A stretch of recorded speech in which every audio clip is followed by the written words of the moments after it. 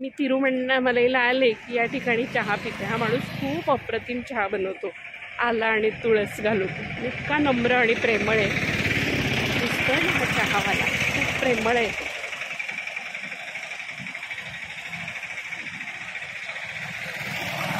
आणि आता आपण जात आहोत एक महान संत, अडीमुडी सिद्ध.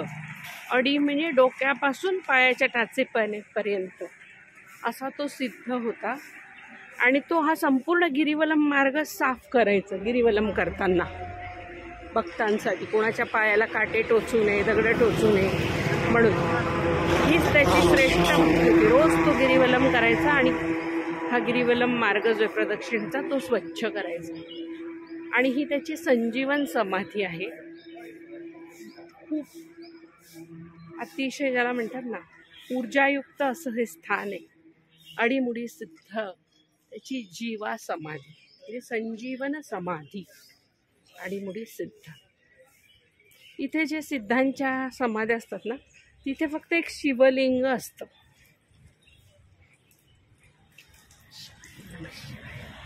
ही अडीमुडी सिद्धाची समाधी.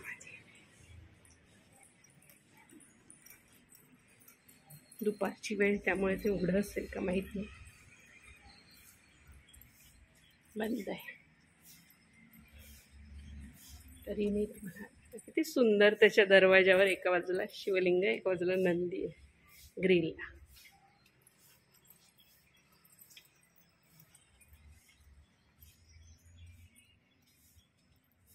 वा, दर्शन झालं. ओम अडीमुडी सिद्धाय नमः. ओम भक्तश्रेष्ठाय नमः. प्रदक्षिणा करतोय अडीमुडी सिद्धाला. आणि मागच्या बाजूला अगदी मंदिराच्या बॅक साईडला अडीमुडी सिद्धाची ही मूर्ती दिली आहे त्यांनी. लांब भव्य जटा आणि समाधी मग्न असा अडीमुडी सिद्ध. अडीमुडी सिद्धाच्या समाधी मंदिरातला आपण बाहेर येत आहोत. आणि समोर रस्त्याच्या डाव्या बाजूला गौतम ऋषींचं भव्य मंदिर आहे. महर्षी गौतम यांचं सुंदर दिवे लुकलुकत आहेत. दिवे लावलेले असतात सगळ्या मंदिरामध्ये. पण साध्या डोळ्यांनी मला दर्शन होतंय त्यांच्या मूर्तीचं, ते कॅमेऱ्यातच येत नाही. नमः शिवाय. गिरीवलम मार्गावरती आता सूर्यलिंग, जिथे सूर्य भगवानांनी तपस्या केली आणि या सूर्यनारायणाचं लिंग, त्या तपस्येचं स्थान हे आहे.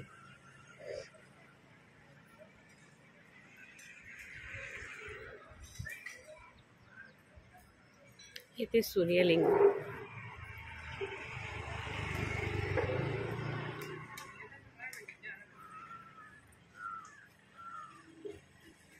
तिथे पण बघा हे मूर्तिकार आहेत, यांनी मूर्त्या तयार करून ठेवल्या आहेत. पहा, सुंदर सुंदर मूर्त्या. हे ते सूर्यलिंग.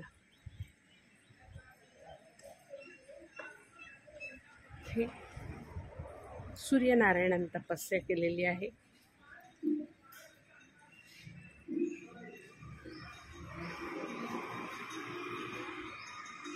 आपल्याला वाकून जावं लागेल. छोटंसं दार आहे आणि ब्राह्मण आहे त्यामुळे परवानगी नसणार आहे. मी बंद करते. नमः शिवाय. या ठिकाणी पण एक तलाव आहे. ठिकठिकाणी येथे तलाव. आणि हे मूर्तिकार विकणारे अरुणाचल शिव. हा बघा हा तलाव. कशा पूर्वीच्या काळी पायऱ्या बनवल्या होत्या खोल. आता सगळं तिथे गवत माजलंय. पण खरं हा तलाव खूप खोल आहे. 50-60 फूट खोल असा तलाव आहे. सुंदर त्यात पाणी बसेल. इथे खूप रमणीय असं डाव्या बाजूला साईबाबांचं मंदिर फारच सुंदर आहे. अगदी शिर्डी संस्थांचीच आठवण येते. असा त्याचा कळस आहे, विशाल आहे आणि मोकळं आहे, अगदी छान. दक्षिण भारतामध्ये पण साईबाबांवर फार श्रद्धा आहे.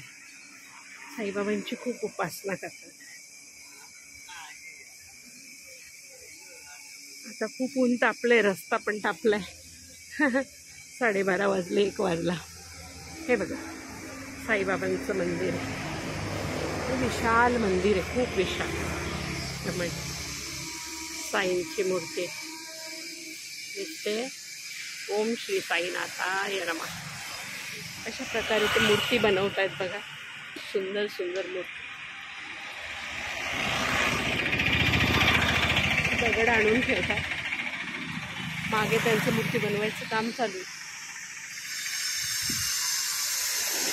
अरुणाचल खूप सुंदर मूर्ती आहेत पा. देवांचे विग्रह प्रतिम आहेत.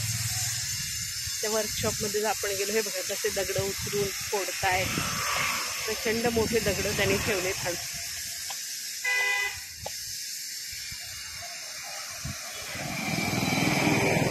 डांबरी रस्ता तापलाय आता. नमः शिवाय, नमः शिवाय. आता आपण वरुणलिंगम या ठिकाणी आलेलो आहोत. या ठिकाणी वरुणाने तपस्या केलेली आहे आणि शिवलिंग स्थापित केलेलं आहे. त्याला इथे शिवाचा साक्षात्कार झालेला आहे. हे आहे वरुणलिंग.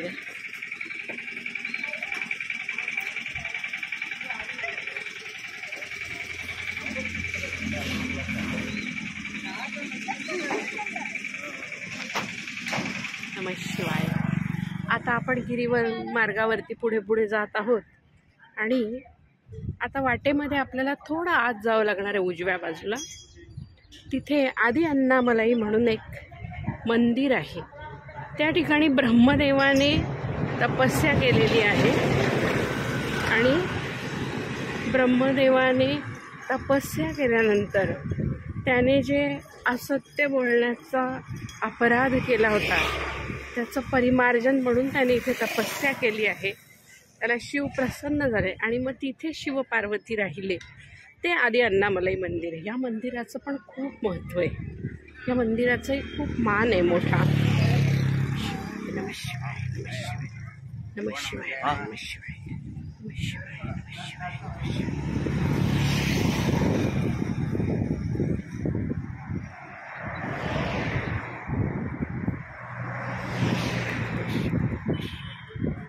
इथे एक अतिशय सुंदर असं मंदिर आहे. त्या मंदिराचा कळस पण बघण्यासारखा आहे. हे मंदिर आहे अर्धनारी नटेश्वराचं मंदिर. आपण अजून आदि अण्णामलाईच्या वाटेवर आहोत. आधीच हे मंदिर लागतं अर्धनारी नटेश्वर. आतमध्ये सुंदर पितळी मूर्ती आहे अर्धनारी नटेश्वराची, पण त्याच्या छतावरती शिवलिंगासारखा आकार देऊन खूप सुंदर केलेले आहे बघा. मंदिर आता बंद आहे दुपारची वेळ असल्याने. पण हे मंदिराचा कळस आहे हा शिवलिंगाच्या आकाराचा. अप्रतिम असं. आणि हे खाली मंदिर आहे. आता बंद आहे दुपारची वेळ असल्याने. आणि आता आपण आदि अण्णामलाईच्या दिशेने जात आहोत. थोडं पुढे गेल्यावर एक 50 पावलं आपल्याला आत वळायचं आहे. आत साधारण आपल्याला पुन्हा अर्धा किलोमीटर जायचं आहे. मग ते प्राचीन मंदिर आदि अण्णामलाई लागेल.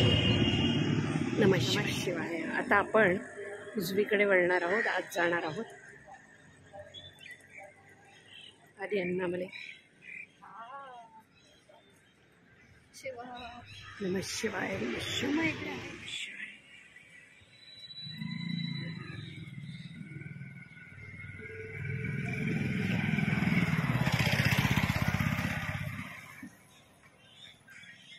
इकडे वस्ती आहे. तुमच्याकडे पण. आणि आता आपण आदि अण्णामलाई मंदिरापर्यंत येऊन पोचलेलो आहोत. सुंदर अशी तटबंदी. त्या तटबंदीवर ऋषींच्या मूर्त्या, गणांच्या मूर्त्या आणि नंदीच्या मूर्त्या. अरुणाचल शिवपर्वत. अरुणाचलेश्वर मंदिर आणि आदि अण्णामलाई मंदिर हे जवळजवळ सारखंच आहे.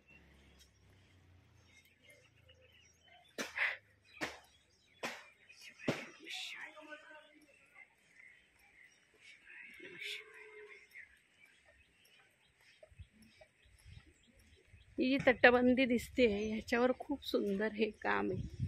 हे बघा शेषशाही नारायण दिसतो इकडे.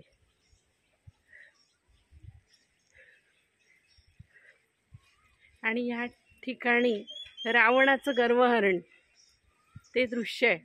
तो रावण कैलास पर्वत उचलत होता ना,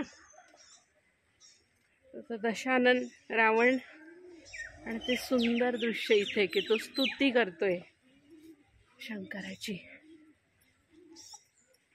खूप सुंदर आहे हे शिल्प. हे सगळं प्राचीन काळचं आहे. हे बघा,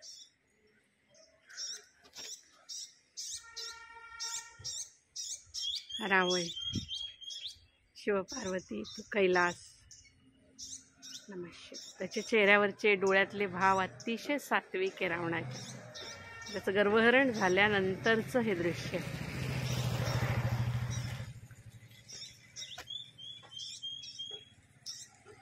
आणि आता आपण मुख्य प्रवेशद्वार जे पूर्व दिशेला आहे त्याच्या दिशेने चाललोय. साधारणतः जी मोठी मंदिर आहेत ना त्यांना 4 बाजूंनी असतात प्रवेशद्वार. हे बकुळीचं झाड आहे, पण किती बकुळीची फुलं सांडलीत खाली. आम्हाला लहानपणी कविता होती, या बाई या बकुळीच्या झाडाखाली फुलं वेचूया. फार सुंदर. हे बकुळीचं झाड इथे दक्षिण भारतात पवित्र मानलं जातं. किती मोठं झाड आहे पा, आणि त्याच्या खाली हा गणपती आहे. बकुळीच्या फुलांचं वैशिष्ट्य असं आहे, ते सुकले तरी त्याचा सुगंध तसाच राहतो. हे बघा,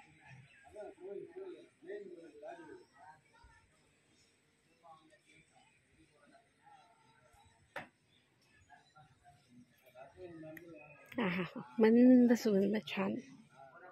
बकुळीचा सुंदर असा गजरा बनवतात तो वळेसर. कितीतरी फुलं सांडलीत, विस्तीर्ण असं बकुळीचं, आणि इतकी शीतल छाया आहे. आणि त्या छायेत हा स्वयंभू गणेश आहे. अरुणाचल शिवाय नमः. अरुणाचलाचं अप्रतिम सुंदर दर्शन इथून होत आहे. आणि आता हे मुख्य प्रवेशद्वार आदि अन्नामलई मंदिराचं. सरस्वती माता, इथे सगळ्या देवता आहेत पा. या प्रवेशद्वाराशी जे गोपूर आहे त्याच्यावर. दुपारची वेळ असल्याने मंदिर बंद आहे अर्थातच. मंदिरांच्या वेळा काटेकोरपणे पाळल्या जातात दक्षिण भारतात. हे बघा किती विस्तीर्ण विशाल असं आहे. वेगवेगळे देवता आहेत. उंदरावर बसलेला गणपती आहे पत्नीसहित. इथे मार्कंडेयाचा प्रसंग आहे, हा दिसतोय का? मार्कंडेय. इथे कार्तिकेय आहे, षडानन. सगळे वेगवेगळे देवी देवता आहेत वरपर्यंत. आहे केवढं मोठं लाकडी प्रवेशद्वार आहे मोठं.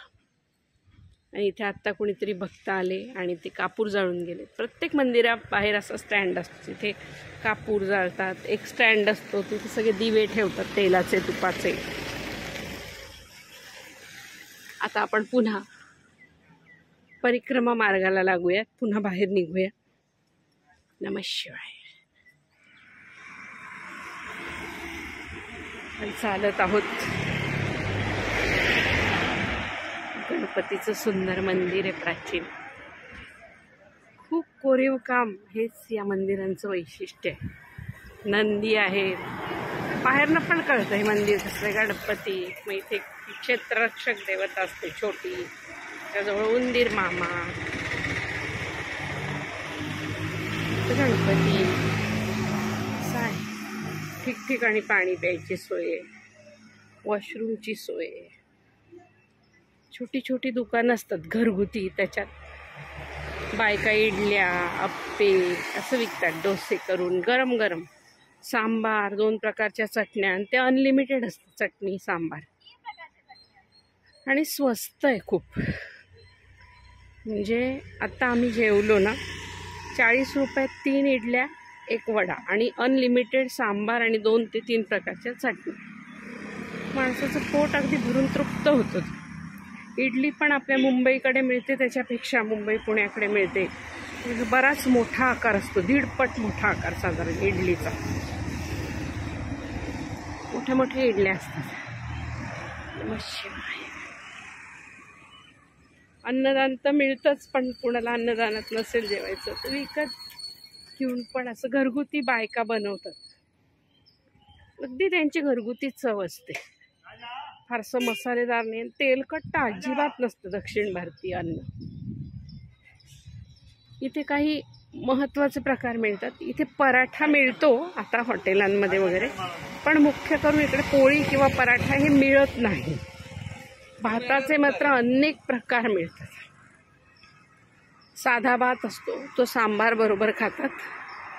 मग एक टॅमरिन राईस म्हणजे चिंचेचा कोळ घालून केलेला भात असतो, तो शंकराला अतिशय प्रिय आहे. मग एक कर्ड राईस असतो म्हणजे दही भात, आणि त्याला उडदाची, हरभऱ्याच्या डाळीची, उडदाच्या डाळीची अशी चरचरीत फोडणी हिंगाची मोहरीची दिलेली असते. मग एक ती मुळगा पुडी म्हणून एक पुडी मिळते, पावडर, पोळी पावडर म्हणतात, ती टाकलेला भात, तूप वगैरे टाकलेला. मग एक रसम पण मिळतं. रसम म्हणजे अगदी क्लिअर सूपसारखं असतं, सांबारसारखंच. सांबार पण अनेक प्रकारचं असतं. चटण्या असतात, टोमॅटोची एक चटणी असते, एक शेंगदाण्याची असते, एक खोबऱ्याची असते, अशा वेगवेगळ्या चटण्या असतात. त्या पुदिन्याची असते, खोबऱ्याची म्हणजे पुदिन्याची, एक शेंगदाण्याची असते आणि एक टोमॅटोची असते. ती टोमॅटोची पण खूप छान असते चटणी. मस्त मिळते इथे. नमः शिवाय. आणि आता वायुलिंग आलेलं आहे. हे देवी मंदिर आहे इकडे उजव्या हाताला. इकडे क्षेत्ररक्षक देवतेचं मंदिर आहे मोठं, आणि हे आहे वायुलिंगम. इथे वायुदेवतेने तपस्या केलेली आहे.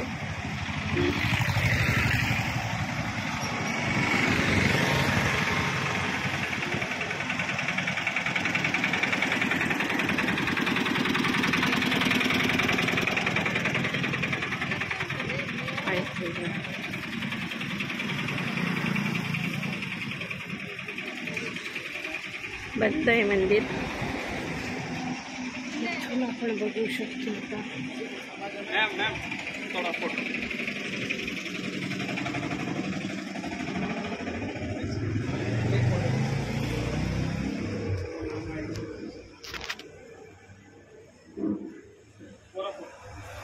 वायुलिंगाचं दर्शन होतंय.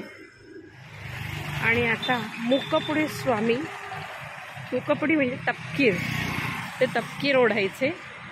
मी यांना भेटलेली आहे 3-4 वर्षापूर्वी. यांनी समाधी घेतली. मी यांना बऱ्याच वेळा भेटलेली आहे. मुकपुडी स्वामी फार मोठे सिद्ध होते. हे यांचं दर्शन घेतलंय.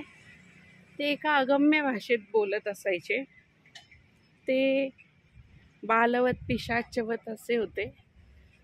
प्रवेशद्वारावर आपल्याला त्यांचे चित्र बघायला मिळेल. त्यांचं असेच दिसायचे. ते खूप प्रेमळ होते. त्यांच्या जवळ बसल्याने नुसतं मनातल्या मनात त्यांना सांगितल्याने आपले दुःख दूर व्हायचे.